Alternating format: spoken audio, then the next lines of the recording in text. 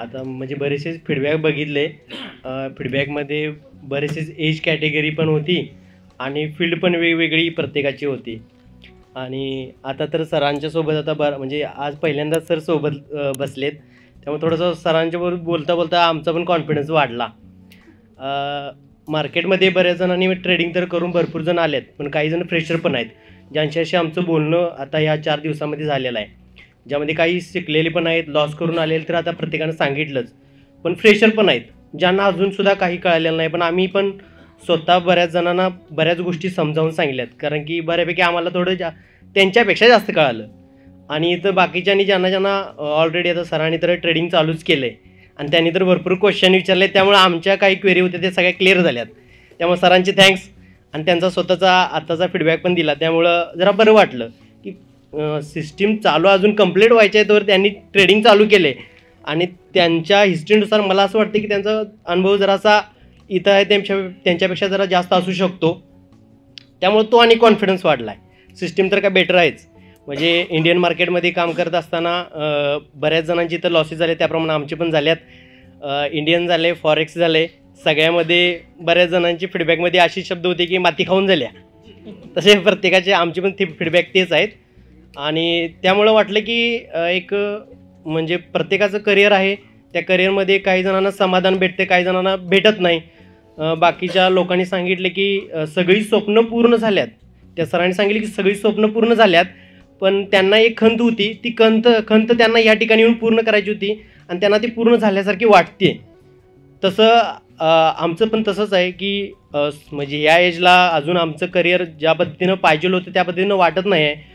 आणि शेवटचा पर्याय, कारण इंडियन फॉरेक्स वगैरे सगळं करून झालं होतं आणि एक शेवटचा पर्याय करून बघूया.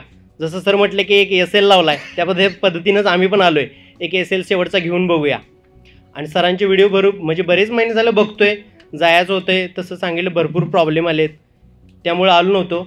आता एक शेवटचा चान्स घ्यायचा म्हणून मी भावाला बोललो की चल जाऊन येऊया, काय होईल तर होईल. आणि त्याला थोडंसं नॉलेज यातलं जास्त असल्यामुळे म्हटलं तू येत असतील तर आपण दोघं जाऊया.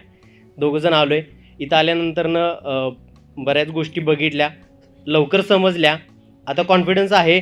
फक्त सरांनी सांगितलं होतं की 1% फरक सांगितला की 100% जोपर्यंत तुम्हाला कॉन्फिडन्स वाटत नाही किंवा तुमचा जर 99% जर स्टडी तुमचा झाला आहे आणि 1% राहिला असेल तर त्या ठिकाणी लॉस होण्याची शक्यता आहे.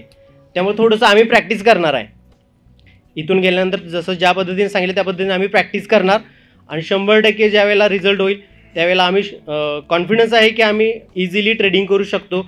आणि करिअर म्हणून म्हणजे जे आता सध्या जे चालू आहे आमचं करिअर, ते आम्ही ऑलरेडी ज्यावेळेला कॉल केला होता त्यावेळेलाच त्या मॅडमांना सांगितले की आता जे चालू आहे आमचं ते आम्ही आता दुकान बंद करणार आहे आणि नवीन दुकान चालू करायसाठी इकडे यायला लागलो आहे.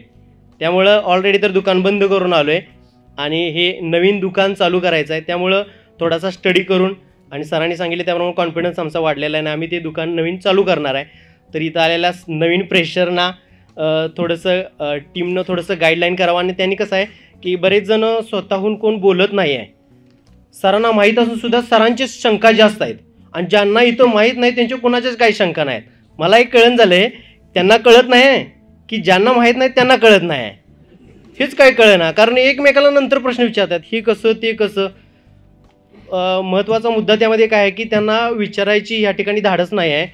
त्यामुळं थोडंसं माझी रिक्वेस्ट आहे की ज्यांना कोणाला समज नसेल, म्हणजे व्हिडिओमध्ये बघितलं की ते टीमबद्दल पण बरेच जण बोलल्यात की टीम अशी सपोर्टिव्ह आहे तशी सपोर्टिव्ह आहे, तर असेल.